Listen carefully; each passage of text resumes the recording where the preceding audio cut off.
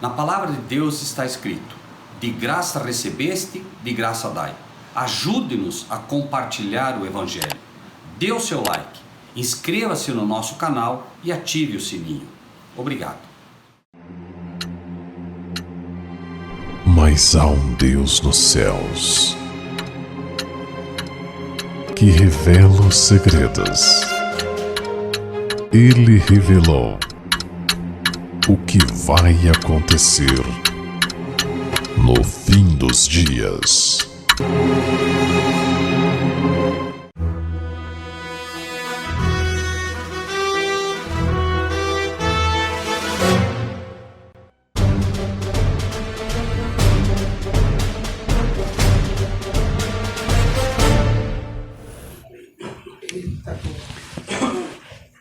Nós estaremos dando continuidade aos estudos que temos feito. Nesta noite vamos falar um pouquinho mais de profecias, avançando, no livro de Apocalipse, hoje no capítulo 10. Lembram-se que nós falamos aos irmãos que nós precisaríamos pelo menos estudar um pouco do livro do Santuário, no livro de Hebreus, para que pudesse ficar claro a todos nós que Deus tem, de fato, um caminho, e esse caminho dele, ele revela aos seus servos. Nunca é demais lembrar, meus amados irmãos e irmãs, quando Deus diz o teu caminho está no santuário, Deus não está dizendo isso pura e simplesmente porque ele quer mostrar que ele tem um caminho. Na verdade, ele quer mostrar aos seus servos, às suas servas, que os caminhos que ele traça são caminhos que ele abre aos seus servos para que eles saibam exatamente o que ele está fazendo.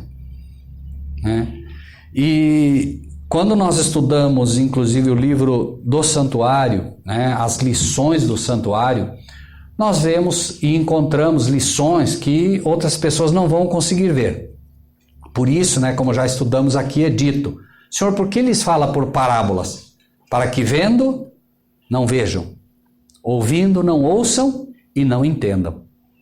Parece até absurdo que um Deus de amor em algum momento diga: olha, para que ouvindo não ouçam, e vendo não vejam. Mas na verdade não é que Deus não quer que as pessoas não vejam, é que elas simplesmente rejeitam o que está à frente delas, e aí Deus não pode revelá-las.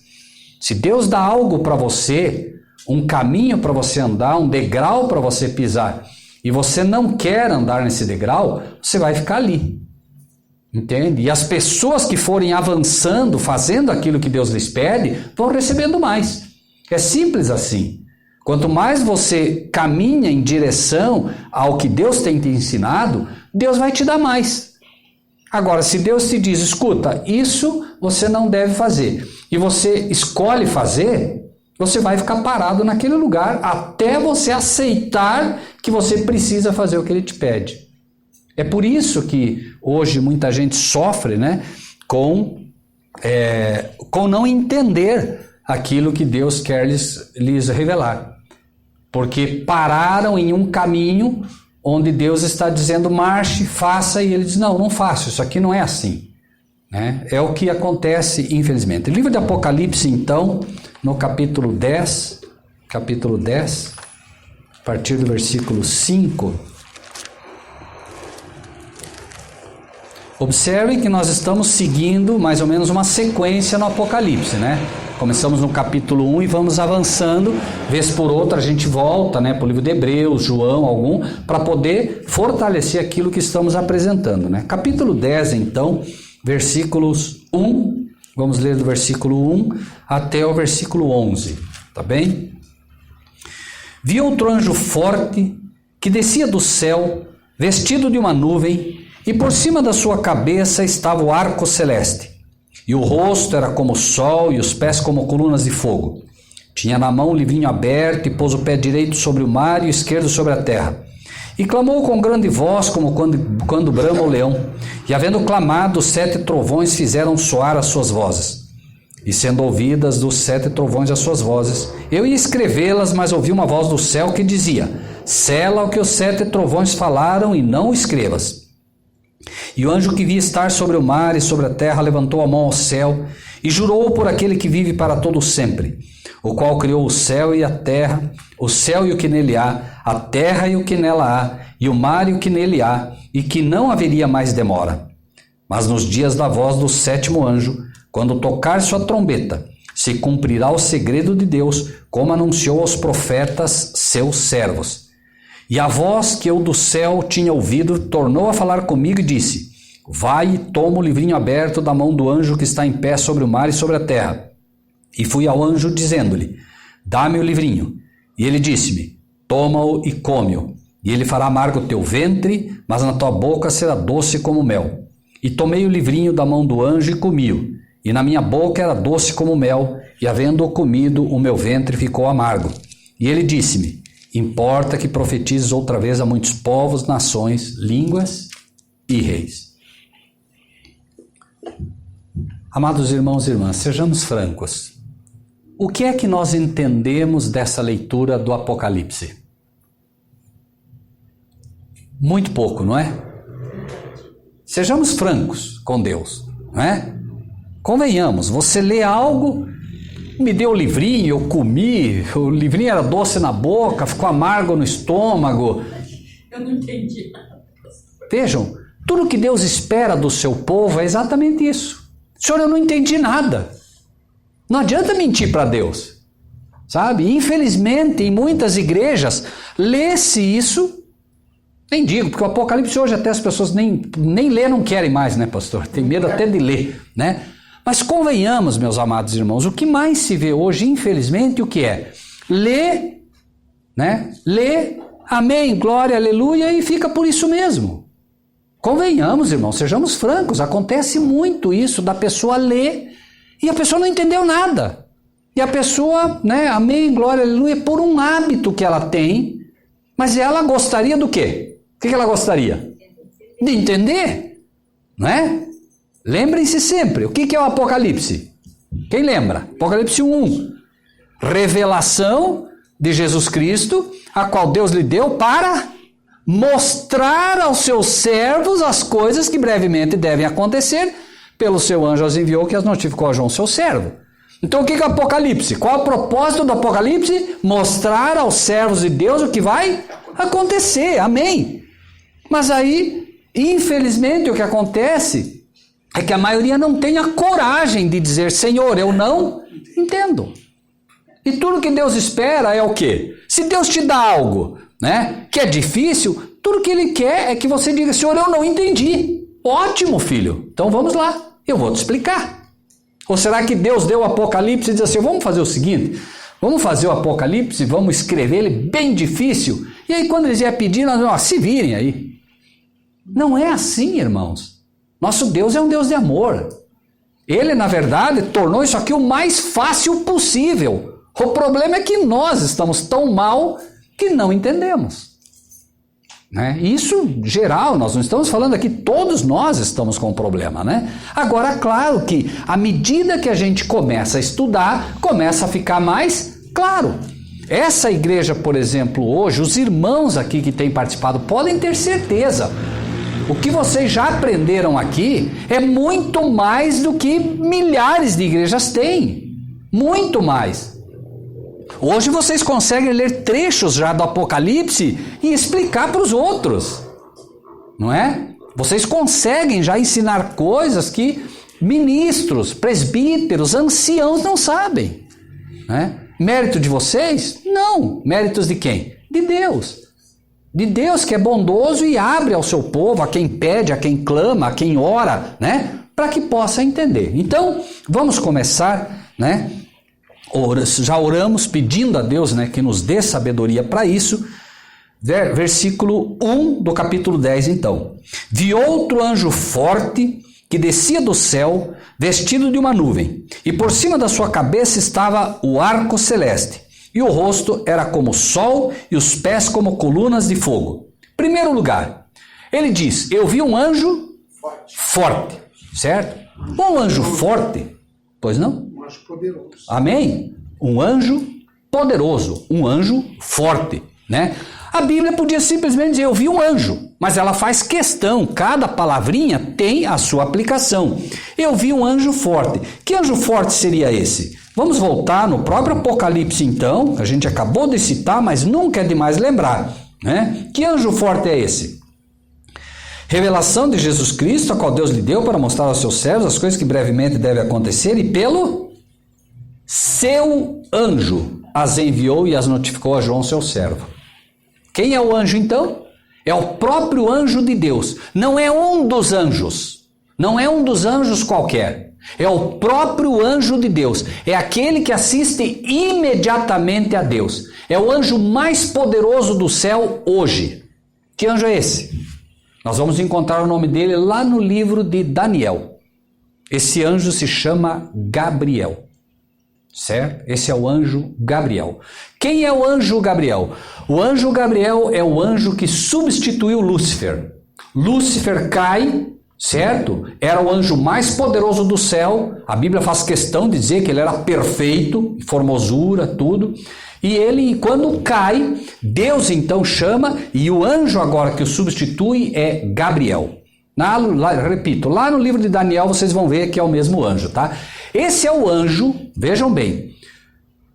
Tentem imaginar o seguinte, irmãos.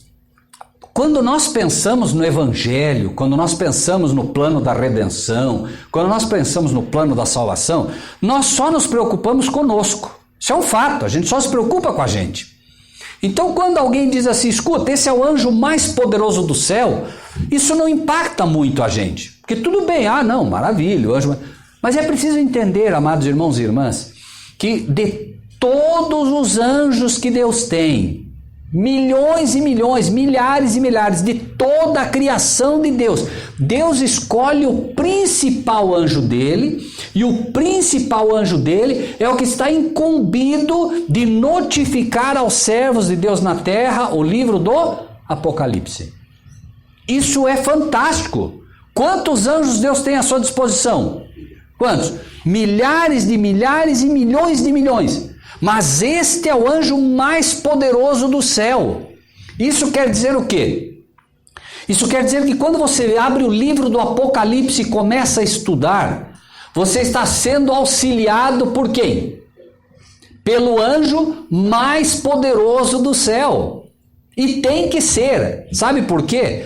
Porque sendo o livro de Apocalipse a revelação de Jesus Cristo aos seus servos, no momento que uma igreja se dispõe a abrir o livro do Apocalipse para estudar, pergunto, o diabo sabe ou não sabe da importância do livro do Apocalipse?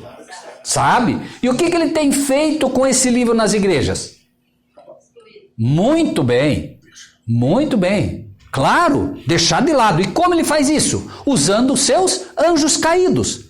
Então ele impede que as pessoas consigam compreender esse livro, né? E aí o que acontece? Será que o anjo Gabriel não é mais poderoso? É. A questão é que a igreja precisa aprender a pedir. Pedir. Por quê? Lembram Jesus? Olha que fantástico. Jesus chegou, estava um dia alguém que tinha um problema seríssimo. Paralítico, cego, mudo. O que Jesus fazia? Jesus vinha, imagine você olhando um paralítico, 38 anos paralítico no tanque de Betesda, e chega alguém, olha para o paralítico e diz assim, queres ficar são? Parem para pensar, irmãos. Ótimo, que pergunta, não é? Alguém diz, mas que pergunta? Imagine agora uma pessoa nos dias de hoje, como os seres humanos são hoje, maldosos, né? Quem sabe Jesus chegaria para ele e diria, queres ficar são? Ele diria, o que você acha? Maldade. Graças a Deus que esse homem não fez isso. Por que Jesus disse, queres ficar são? Se é óbvio que o homem queria ficar são. Porque Jesus não vai fazer nada por você sem a tua? Amém. O nome disso é livre-arbítrio. Deus te deu o livre-arbítrio. Se Jesus chegasse e dissesse assim, vou curar essa moça aqui, pegava e curava, sabe o que o diabo faria? O diabo diria, mas peraí, tu não deste o livre-arbítrio a ela? Quem te disse que ela queria ser curada? O que o diabo faz, irmãos? O que o diabo é? Acusador. Ele perderia a oportunidade de acusar? Não. Claro que não. Se há alguém que ele não perderia a oportunidade de acusar, é a Cristo. Tanto que ele fez isso o tempo todo, tentando derrubar Cristo. Como ele acusava Cristo? Através dos fariseus da época. Chamavam Cristo de bastardo, né? Chamavam tudo que era nome. Por quê? Porque Cristo não tinha um pai humano. Então ele dizia, você é um bastardo, filho de uma prostituta. Imaginem, irmãos. Isso de líderes religiosos, pastor, imagine. Pessoas que deveriam conhecer as profecias. Então o diabo não perde a oportunidade. Então a palavra de Deus se levanta poderosa no livro do Apocalipse com a mesma ideia. É preciso que a igreja peça. O que essa igreja fez para poder receber a luz do Apocalipse? Pediu. Agora a igreja pediu. A igreja pode imaginar que veio um sujeito, um belo dia, o Rogério, o pastor, seja alguém. Veio simplesmente aí porque era. Não, veio porque a igreja pediu. E Deus envia. A igreja, irmãos, ela é completa quando ela tem os dons do Espírito. Um é dado o dom de ensino, outro é dom da cura, outro é dom da oração, outro é dom... É assim, irmãos. A igreja pediu. A igreja pediu o quê? Pediu que pudesse aprender, amém. Deus olhou, atendeu. E o anjo agora, ele precisa realmente atender aqueles que vão estudar o livro do Apocalipse, porque no momento que a igreja vai começar a estudar o livro do Apocalipse, o que tiver de demônio que puder entrar e atrapalhar, vai fazer, irmãos. Mas aí quem vem? Vem o anjo mais poderoso do céu, diz, não, aqui vocês não entram. Vão procurar outro lugar, aqui não. Glória a Deus. Lembrem-se, irmãos, é o mesmíssimo anjo que veio quando Jesus estava na tumba. Quem lembra o que aconteceu? Jesus está na tumba, dormindo, vem um anjo poderoso e o que acontece? Haviam, irmãos, eu sei que existem coisas que você pensa que a Bíblia não fala, mas tem que ler as entrelinhas dela. Parem para pensar. O diabo, através dos fariseus e de Pilatos, que lavou as mãos, tirou a vida do Filho de Deus. O que os fariseus disseram? Olha, lembre-se que ele falou que ia ressuscitar 3 dias depois. Então vamos pegar, Pilatos, você pega um monte de guarda e põe lá guardar aquela sepultura lá. Porque senão daqui a pouco eles vão lá, vão roubar o corpo dele e vão dizer que ele ressuscitou. Porque eles não acreditavam que Jesus iria ressuscitar. Então estava cheio de soldado, cheio, não era 1, 2, não, cheio de soldado fazendo o quê? Cuidando para que ninguém roubasse aquele corpo. Só que o que acontece? Daqui a pouco Gabriel vem. E o que eles contaram depois? O que aconteceu quando Gabriel chegou perto? Caíram todos. Olha o poder desse anjo. Mas os homens caíram ali. Só que ali também estava cheio de quê? De demônios. Os demônios também estavam lá, porque não queriam que Jesus ressuscitasse. Ficou algum? Não. Por quê? Olha o poder desse anjo de Deus. Gabriel.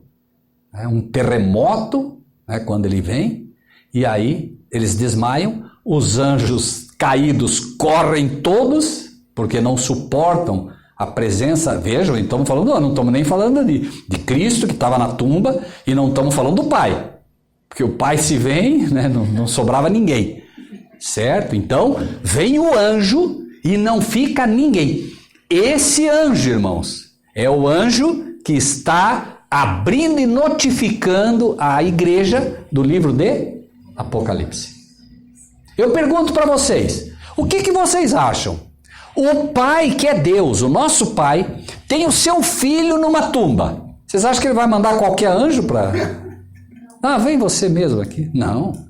Irmãos, é o Filho de Deus que estava naquela tumba. O anjo mais poderoso vem.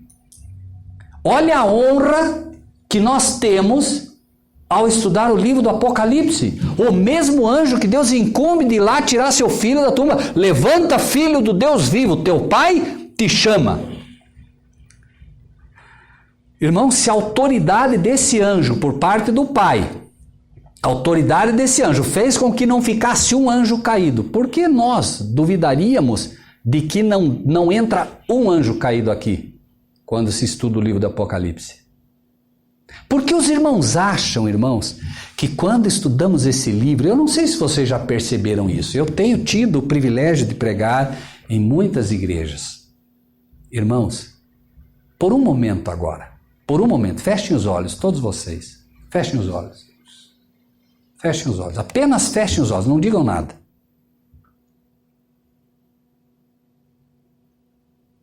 Abram. O que vocês ouviram? Nada. Sabe o que é isso? Reverência absoluta. Sabe quem faz isso? Os anjos de Deus. Amém. Irmãos, não é por nada.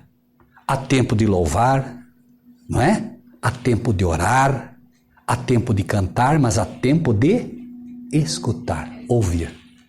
Você vai nas igrejas hoje, é difícil ouvir a voz de Deus. Por quê? Por quê, pastor? Muita complicação. As pessoas não sabem mais o tempo de louvar, não sabem mais o tempo de orar, não sabem mais o tempo de escutar.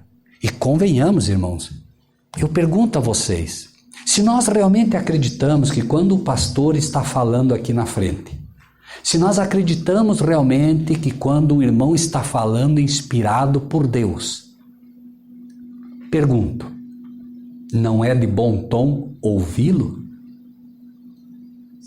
Será que vale a pena, se nós acreditamos que Deus está falando através do seu servo, será que vale a pena ficar conversando um com o outro? Será que vale a pena ficar olhando para o céu, para cima, para o teto? E convenhamos, irmãos, isso é o que mais se vê nas igrejas hoje.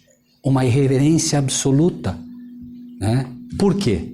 Porque não se entende que há anjos poderosos, anjos realmente poderosos, e eles fazem esse trabalho. Agora, quando você tem dentro de uma igreja um anjo como esse, por conta do livro de Apocalipse, pode ter certeza, a reverência será absoluta. Porque eles é que colocam esse silêncio na igreja. Ou vocês acham que os anjos entram todos desordenados, fazendo uma confusão na igreja? Não. Eles entram em silêncio e saem em silêncio. Lembre-se de Isaías, né? Quando os anjos falam, o que eles falam é Santo, Santo, Santo é o Senhor dos Exércitos. Isso é o que eles falam. Por quê? Porque eles reconhecem que na igreja está a presença de Cristo. E se há a presença de Cristo, convenhamos, né? Quem de nós será que estaria hoje ouvindo a Cristo? Imagine Cristo lá no Monte das Oliveiras falando e eu dando uns cutucão no pastor. Pastor, e o que o senhor acha disso? O que o senhor acha daquilo? E a irmã cutucando a irmã. Irmã, escuta, gostei do seu vestido, irmão. Bonito. Os irmãos acham realmente que alguém faria isso ouvindo Jesus pregar?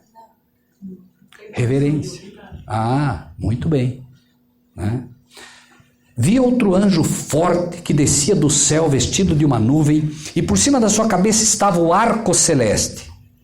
Olha que interessante isso, irmãos. O arco celeste sobre este anjo. No livro de Ezequiel, capítulo 1, eu vou ler, não precisam ir até lá, apenas anotem, quem gosta de anotar. Quero ler para vocês o versículo 28. Diz assim, 27 primeiro.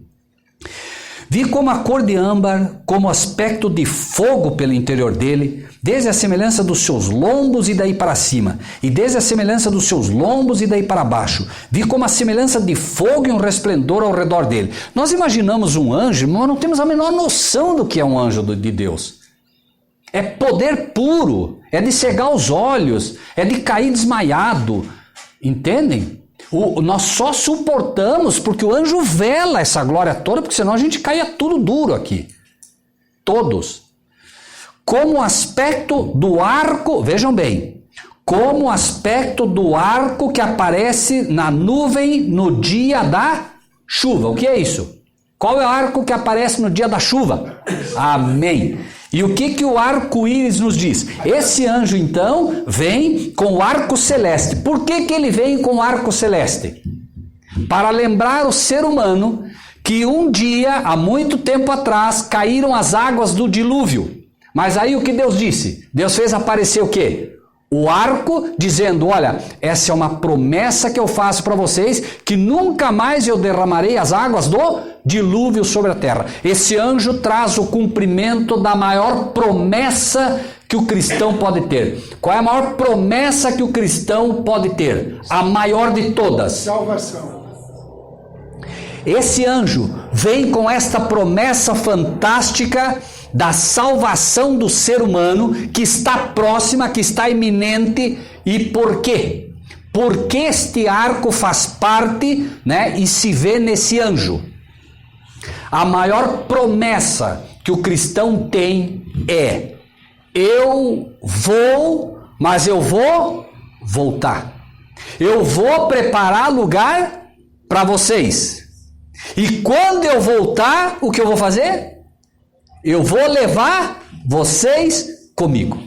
Essa é a promessa que esse anjo traz. Por isso, quando se olha para ele, este anjo traz o cumprimento da maior promessa que existe para o cristão. O que nós mais desejamos, o que nós mais devemos desejar é a vinda de Cristo. Glória a Deus. Se nós não desejamos a vinda de Cristo, alguma coisa está errada na nossa vida. Eu já vi pessoas que se dizem cristãs dizer o seguinte: acaba não, mundão. Esse mundão tá bom. Esse mundo tem algo de bom, irmãos, para o cristão? Não tem mais nada. E nós, se nós realmente desejamos a vinda de Cristo, irmãos, é com certeza, não dá para falar da vinda de Cristo sem, infelizmente, falar da destruição do mundo. Que sinal haverá da tua e do fim do mundo? Não é isso? Veja, não há como falar da vinda de Cristo e não falar do fim do mundo. Não há como. Porque Cristo vem não para destruir o mundo, mas ele vem para acabar com o pecado. E o mundo jaz no maligno. Então, quando ele vem, obviamente, ele vem buscar os dele. Vai levar os dele. Mas o mundo vai ser? Tem que ser. Por quê? Porque Deus quer destruir a terra? Não. A terra está contaminada pelos seus moradores. A terra toda está contaminada, irmãos. Deus vai refazer essa terra inteira. Mas para refazer essa terra, primeiro ele tem que acabar com o pecado. Por quê?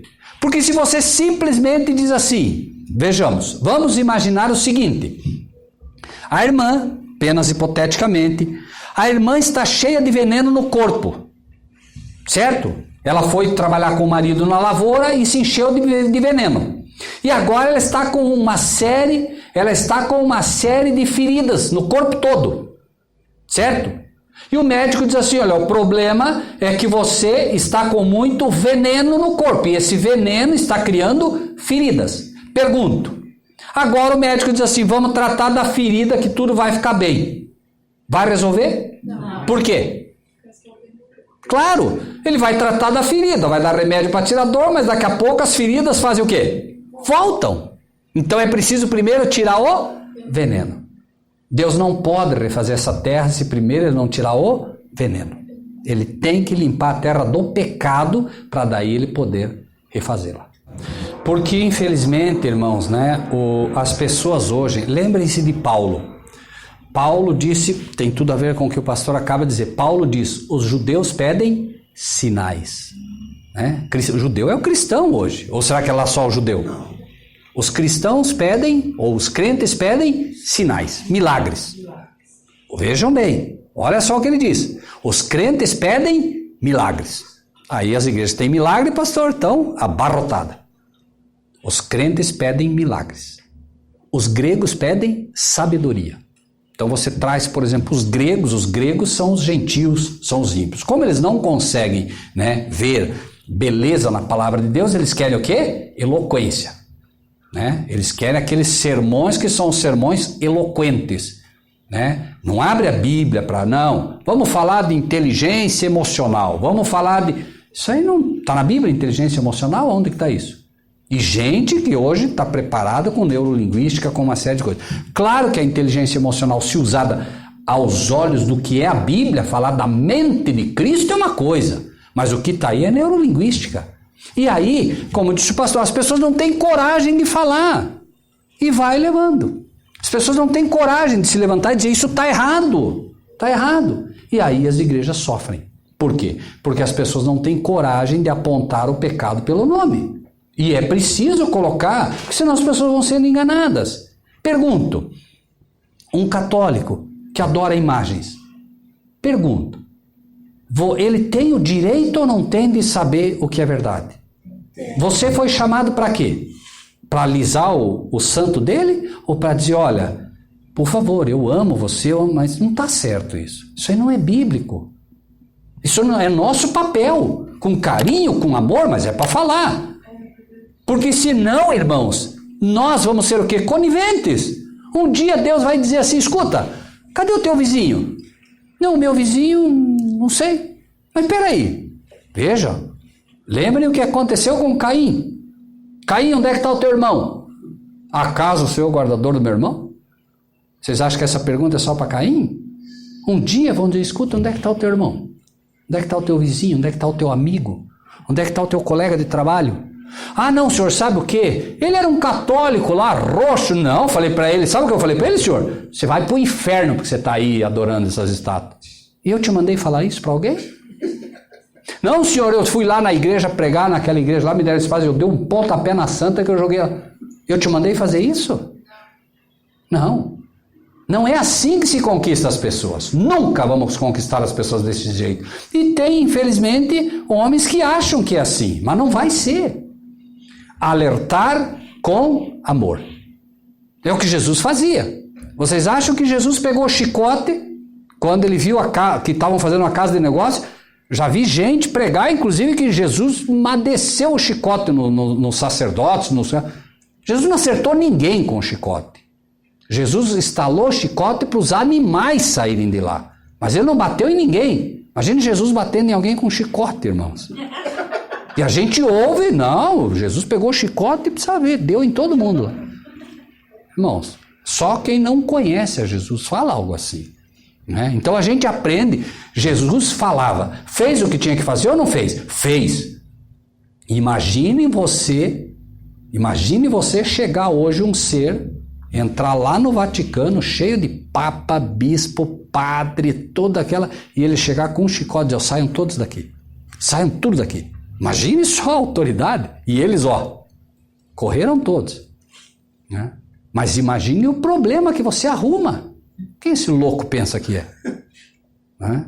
Não foi? Só quem tem autoridade. E vocês sabem que Jesus, quando expulsou as pessoas do templo, os líderes que estavam lá fazendo aquilo tudo, os líderes correram, mas daqui a pouco eles pararam e disseram, mas peraí, nós estamos fugindo de quem?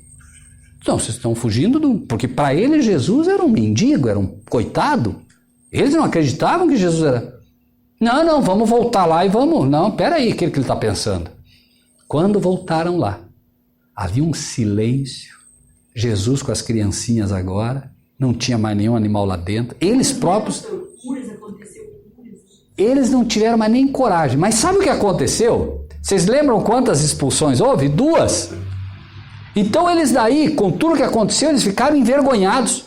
Falaram, não, deixa, nós vamos pegar ele. Sabe o que aconteceu? Pouco tempo depois, Jesus expulsou todo mundo de novo, eles correram mais rápido ainda. Irmãos, é terrível. Vejam, não adianta, você contra Deus não tem jeito. Poder de Deus não adianta. Eles queriam realmente, disseram, não, a próxima vez ele vai ver só. Correram mais, por isso digo, né? Vamos tentar seguir aqui, tem muita coisa, né, pra gente aprender, enfim, né? Então, e o rosto era como o sol e os pés como colunas de fogo, poder, né? Por isso nós falamos, o anjo quando se aproxima, né, seus passos, de tal forma, tal poder nos passos que ele dá, que os anjos caídos, os guardas todos, né, eles simplesmente desmaiaram, né? Tinha na mão um livrinho aberto e pôs o pé direito sobre o mar e esquerdo sobre a terra. Quem lembra disso, dessa passagem? Livrinho aberto. Nós já estudamos, mas vamos voltar um pouquinho, só para deixar isso claro. Está no livro do Apocalipse. Apocalipse. No mesmo livro que estamos, né? Capítulo 5. 5:1. Vi na destra do que estava sentado sobre o trono um livro, escrito por dentro e por fora selado com 7 selos. E vi um anjo forte. Quem é esse anjo? Gabriel. É o mesmo ou não é? Não é o mesmo anjo forte, irmãos? Sim. Vi um anjo forte bradando com grande voz. Veja que a Bíblia é toda sincronizada, irmãos. A gente não erra, né? Vi um anjo forte bradando com grande voz. Quem é digno de abrir o livro e de desatar os seus selos? E ninguém no céu, nem na terra, nem debaixo da terra podia abrir o livro, nem olhar para ele. Mas aí, na sequência do livro, quem lembra o que acontece? O livro estava na mão de quem? Do Pai. Que mão estava? Na mão direita. Por que na mão direita, irmã? Mão do favor. Mão do favor. Estava sendo oferecido a alguém. Pergunto, se Deus está oferecendo a alguém e ninguém pode abrir, o problema está em Deus ou o problema está naqueles que não podem abrir? Só quem poderia abrir era Cristo. Agora Cristo vem, abre e nós vamos ver o cumprimento do Apocalipse. Revelação de Jesus Cristo, a qual Deus lhe deu, para mostrar aos seus servos as coisas que brevemente devem acontecer. Então o que está acontecendo ali é isso. O Pai está com o livro, Jesus agora vem, certo? E ele é o único que pode abrir. E que livro é esse? É o livro de Daniel, certo? Lembrem-se que Daniel 12 vai mostrar o livro selado lá, que é o livro de Daniel. Sela o livro, tá? Esse livro então agora é aberto. Lá no capítulo 5 foi aberto. Jesus entregou para quem? Para o anjo. O anjo agora vem e agora a gente consegue entender o que está acontecendo, né? O anjo agora tinha na mão um livrinho aberto e pôs o pé direito sobre o mar e o esquerdo sobre a terra. Vai ficar algum ponto sem ouvir a mensagem? Não. O pé dele aqui indica que vai ser, indica toda a extensão. Não tem mar, não tem terra que não vá chegar. Ele vai alcançar todos os pontos, né? E clamou com grande voz. Não é o mesmo que nós vimos lá? O anjo que clama com grande voz. Isso quer dizer o quê? Que essa mensagem final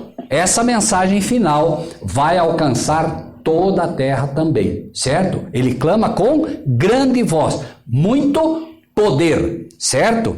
E como quando brama o leão. Quem é o leão? Ele fala com a autoridade do filho, certo? Como quando brama o leão. Ele fala como o leão da tribo de Judá. Poder, coragem, força, certo? E o que diz ali? E havendo clamado, o que aconteceu? Versículo 3, 10, 3. Os 7 trovões fizeram soar as suas próprias vozes. Trovões. Os trovões, para que os irmãos não esqueçam, os trovões refletem a voz do Pai. Trombetas refletem a voz do Filho. Certo? Trovões, voz do Pai. Trombeta, voz do Filho. Certo? O que a trombeta faz? A trombeta te indica se é para ir, se é para voltar, se é para parar, não é? Indica. E as trombetas na Bíblia são voz de misericórdia. Certo? O trovão, é só você pensar. Você está dentro de casa, daqui a pouco um trovão. O que acontece? Treme até os vidros. Hã? Treme até os vidros. Treme até os vidros. Muito bem colocado. Treme até os vidros. Por quê? É a voz do Pai. Não é que o Pai está falando pelo trovão. Por favor, ele está dando uma analogia. Está mostrando. Mas o cristão, quando ouve o trovão, veja bem, o cristão quando ouve o trovão, precisa ter medo? Precisa ter medo? Por que não? Porque ele sabe que a analogia é a voz do Pai.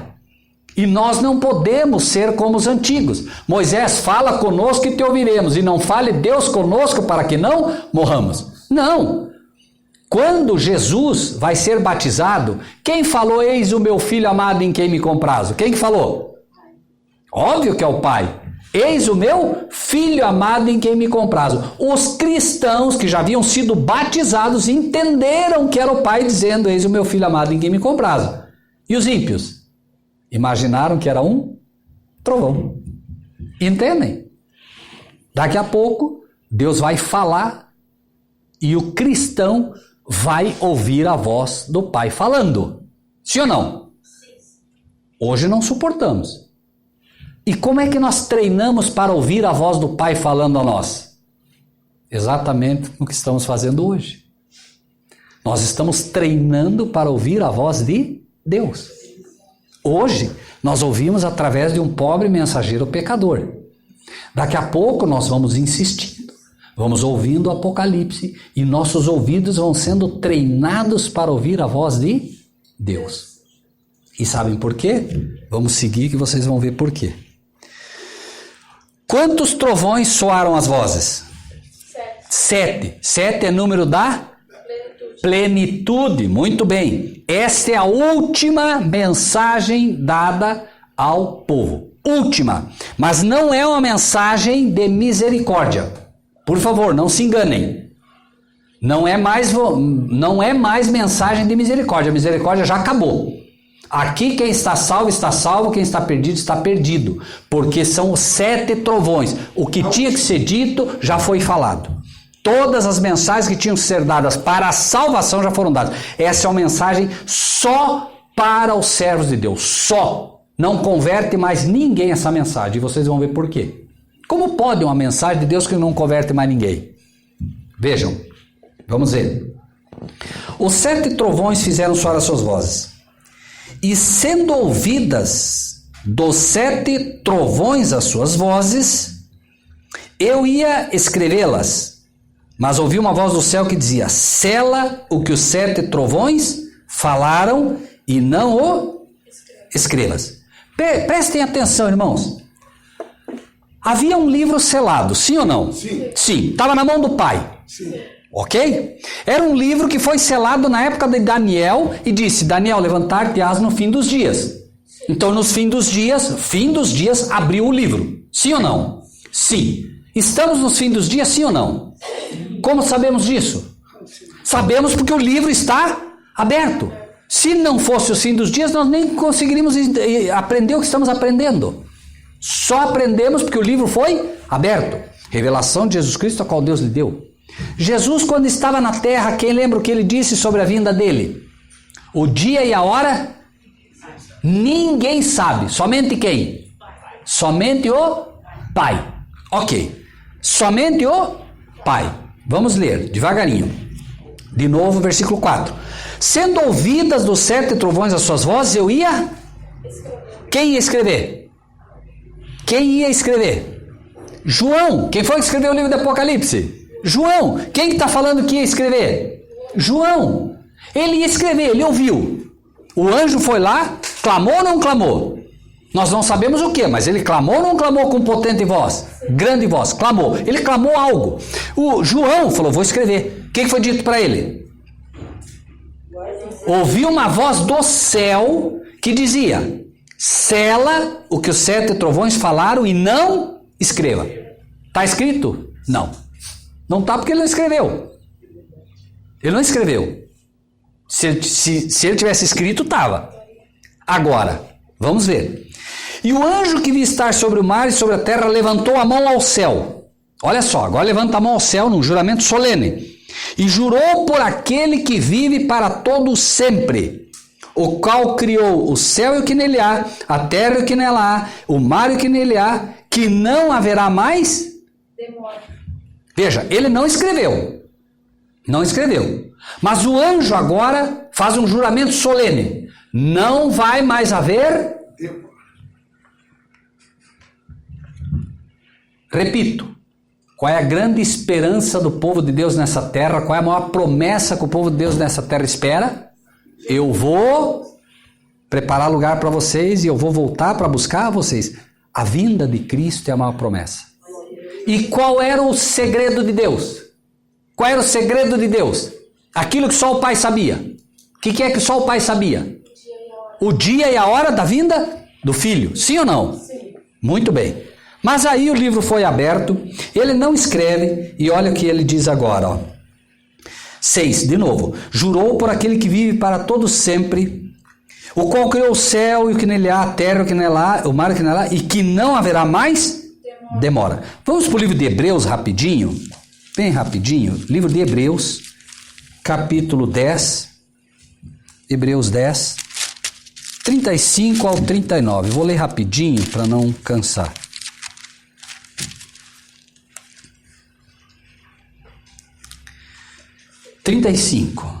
Não rejeiteis, pois, a vossa, que tem grande e avultado galardão. Porque necessitais de paciência, para que depois de haver desfeito a vontade de Deus, possais alcançar a... Qual é a promessa que nós esperamos? Amém. Porque ainda um pouquinho de tempo. E o que? E o que, irmãos? E o que há de vir? Virá e não tardará. Do que ele está falando? Da vinda de Cristo. Mas o justo viverá da fé. E se ele recuar, a minha alma não tem prazer nele. Então, paciência. O que há de vir? Virá. Hoje você lê isso e não entende tanto. Mas daqui a pouco, irmãos, já está acontecendo, mas vai ser pior. Você vai dizer assim, Cristo está vindo. Ah, vocês falam dessa vinda de Cristo aí desde que... Não é assim? Ah, vocês ficam falando da vinda de Cristo aí sempre. E Deus está dizendo, paciência. O que há de vir, virá. Não se preocupe, deixe que falem. Deixem que falem. Deus está... Porque Deus sabe que nós vamos passar por isso, ou não sabe? Ele está consolando o seu povo. Paciência. Eu sei que vocês vão ser atacados, eu sei o que vão falar, mas paciência, porque o que há de vir, virá. Deixe que falem que não vem. Deixa que falem que desde os pais já, apodreceu, não. Podem ficar tranquilos. O que há de vir, virá. Então, agora fica fácil para entender isso também, né? Versículo 7. Mas nos dias da voz do sétimo anjo. Sétimo é o último. Quando tocar a sua, se cumprirá o quê? Segredo de Deus, como anunciou os profetas, seus servos. Que segredo é esse? Só havia um segredo, irmãos. Só. Era a única coisa que Deus não revelou ao seu filho até lá. Por isso ele disse, o dia e a hora, ninguém sabe. Somente o meu Pai. Havia alguma outra coisa que não tinha? O Pai agora revela, certo? O Pai revela. O Filho já sabe. Revelação de Jesus Cristo, a qual Deus lhe deu. Hoje o Filho já sabe. E quem mais já sabe?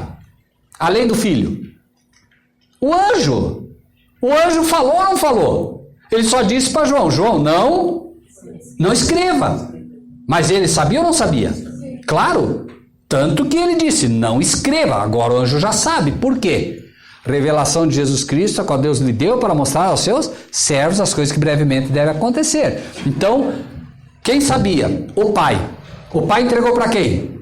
Para o Filho. O Filho entregou para quem? Para o anjo. E o anjo trouxe o livro aberto. Por que o livro aberto? Para que nós possamos entender. O livro estava selado, agora está aberto e nós podemos entender. Não é que é aberto porque agora está... Não, aberto para o nosso entendimento. Correto? Muito bem. Agora, vamos para o livro e com isso a gente já prepara o encerramento. Vamos para o livro de 1 Coríntios, quem gosta de anotar, anote. 1 Coríntios, capítulo 15. 1 Coríntios... versículo 52. 15. Perdão, vamos para o 51, tá? Olha só isso que impressionante, irmãos. Vejam como a Bíblia é toda o quê? Ligada. É ou não é? Lá disse o quê? Nos dias da voz do sétimo anjo, quando tocar a sua trombeta. O anjo é o sétimo. Que trombeta que ele vai tocar? A sétima, né? Agora veja, 1 Coríntios 15, 51. Eis aqui vos digo um O quê? O que disse lá que era o quê? O que disse lá? Não era um segredo? Mistério? Sim ou não? Eis aqui vos digo um mistério, um segredo. Na verdade, nem todos dormiremos, mas todos seremos. Quem quer me explicar isso? Quem me explicaria isso? Eis aqui, eu digo um mistério para vocês. Nem todos. O quê?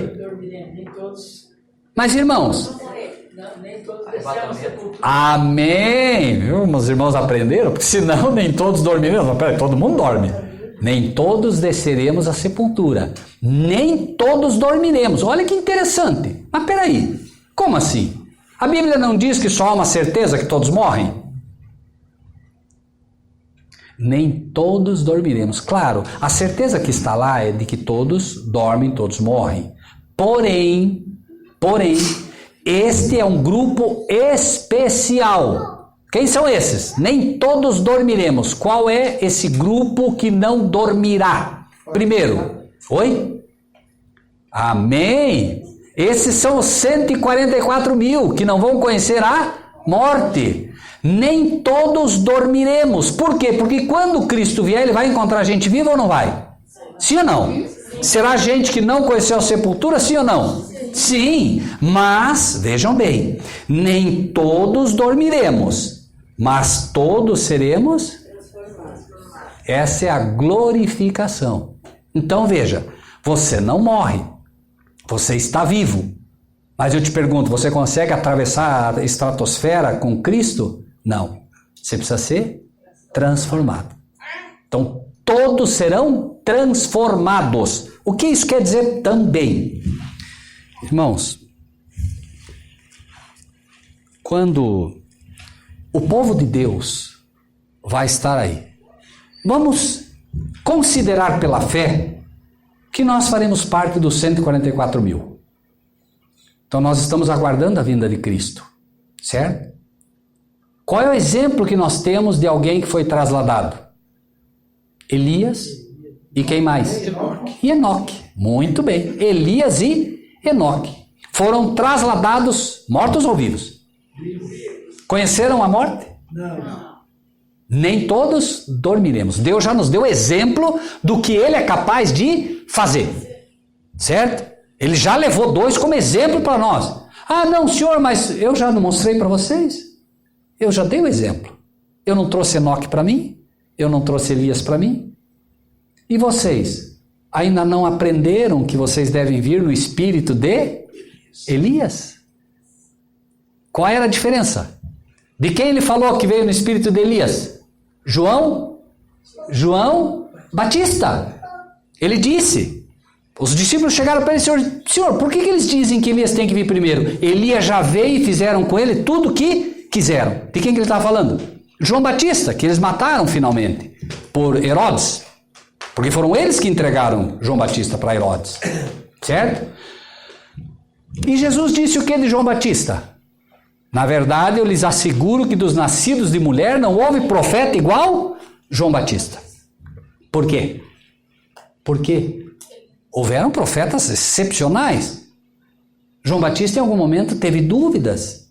Vão lá e perguntem para Jesus se é ele mesmo que eu espero ou se vem outro. Ele teve dúvida ou não teve? Mas mesmo assim ele é chamado de o profeta mais excepcional que pisou a face da terra. Dos nascidos de mulher. Por quê? Porque ele anunciou a vinda de Jesus. Eis o Cordeiro de Deus que tira o pecado do mundo. Ele anunciou a vinda do Filho de Deus vindo como um ser humano. Nós anunciamos a vinda do Filho de Deus vindo como o Rei. Eu pergunto, o que é mais glorioso? Glória. O que é mais glorioso, irmãos? Anunciar a vinda do Filho como o Filho do homem ou como o Rei dos reis e Senhor dos senhores? Então não se trata, irmãos e irmãs, de nós sermos melhores que João Batista. Muito pelo contrário. Muito pelo contrário. É exatamente por sermos infinitamente piores que Deus diz, eu vou mostrar o meu poder na fraqueza deles.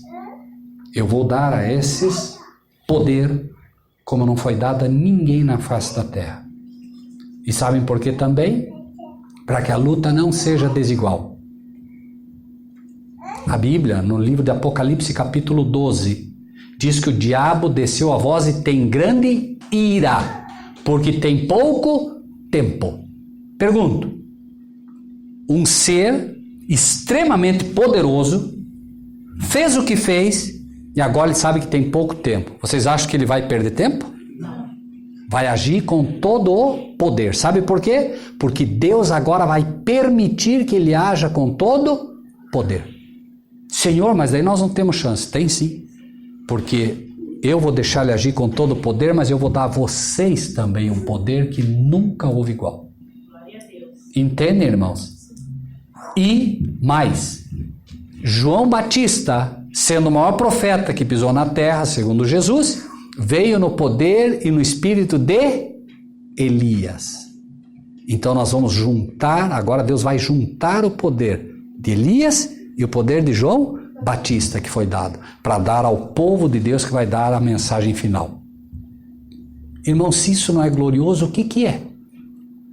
Lembram quando os profetas dizem, bem-aventurados sois, porque os profetas quiseram ver o que vós vedes e não puderam. Não tenho dúvida que se os profetas de Deus tivessem que poder escolher um tempo, escolheriam o tempo de agora. Porque ao mesmo tempo que nós olhamos só horror, só confusão, ao mesmo tempo Deus vai manifestar o seu poder de uma forma toda gloriosa. E ter o privilégio de ver Cristo vindo nas nuvens do céu. Ah, será que eu vou ver? Isso não importa, irmãos. Isso não importa. Isso aí não importa. Importa é que nós temos um convite para isso. Se não chegarmos lá, amém, outros chegarão. Não há problema nisso. Mas nós temos o convite. Nós temos o convite. Né? Se nós estamos estudando essas coisas, é porque Deus não vai revelar para nós algo se nós não tivermos o privilégio de participar. Entende? E podem ter certeza de uma coisa. Os anjos estão anotando o que eu estou falando para os irmãos agora e irmãs. Vamos imaginar que dos que estão aqui, que vão pregar essa verdade, que vão procurar fazer e obedecer o que Deus tem ensinado, através da sua palavra, através das suas leis. Todos que realmente disserem, não, eu já entendi, eu quero ser obediente a Deus, né? Eu quero obedecer às leis dele, todas eu quero obedecer. Todos aqueles que realmente derem o seu melhor procurando honrar a Deus através da obediência e pregarem a vinda dele. E as pessoas dizendo, não, vocês falam isso, tal. Aqueles que descansarem, que dormirem, diz que, né, uns não dormirão. Aqueles que dormirem ressuscitarão antes para ver a vinda de Cristo. Glória a Deus! Isso está lá no livro de Daniel, é a chamada ressurreição parcial. Daniel, levantarás nos fins dos dias, certo? Então, acreditem, irmãos, eu não falo aqui o que não sei, eu não falo o que eu acho. É o que está na Bíblia, é o que está escrito, amém. Por quê? Porque você prega a vinda de Cristo e eles estão dizendo, pastor, o que é isso? Pastor? Cadê Cristo, pastor? E aí o pastor está lá no leito de morte, exemplo hipotético, está lá no leito de morte. Esse pastor aí falou que ia ver Cristo vir. Pregou aí, aquela irmã lá, tá vendo essa irmã aí? Morta aí, falou que ia ver Cristo vir. O que você acha? Está aí morta agora, vai ver Cristo vir que jeito? Vai ver sim, vai ver que jeito. Deus é um Deus que cumpre as promessas. Você pregou a vinda dele, ele vai te permitir ver, então ele vai te permitir ver a realização das tuas esperanças, daquilo que você pregou. Por quê? A fé é a firme convicção das coisas que não se veem. Com isso encerramos, irmãos. Então, voltamos para Coríntios, tá? Voltamos para Coríntios, né? Eis aqui vos digo um mistério, na verdade em todos dormiremos, mas todos seremos transformados. Num momento, num abrir e fechar de olhos. Quanto tempo Deus leva para fazer um milagre? Quanto tempo, irmãos? Um abrir e fechar de olhos. Né? Ante a última trombeta, porque a trombeta soará e os mortos ressuscitarão e nós seremos... Irmãos, a sequência bíblica é válida também. A trombeta soa. Acontece o que primeiro? Os mortos ressuscitam. Ressuscitam os mortos que vão ver Cristo vir nas nuvens do céu. Antes, já ressuscitaram. Nesse momento, ressuscitam os que morreram em Cristo de todas as épocas possíveis e imagináveis. Lembrem-se, os servos de Deus já ressuscitaram antes, para ver Cristo vir. Agora ressuscitam os que morreram em Cristo, todos que morreram em Cristo, ressuscitam antes. Depois é que nós seremos o quê? Trasladados. Depois, transformados, juntos todos são transformados.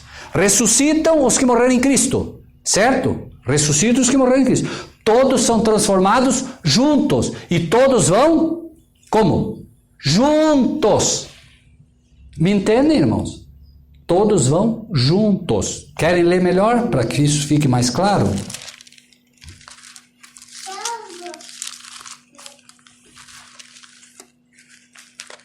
1 Coríntios, tá?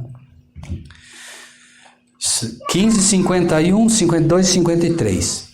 Eis aqui vos digo o mistério. Na verdade, nem todos dormiremos, mas todos seremos transformados.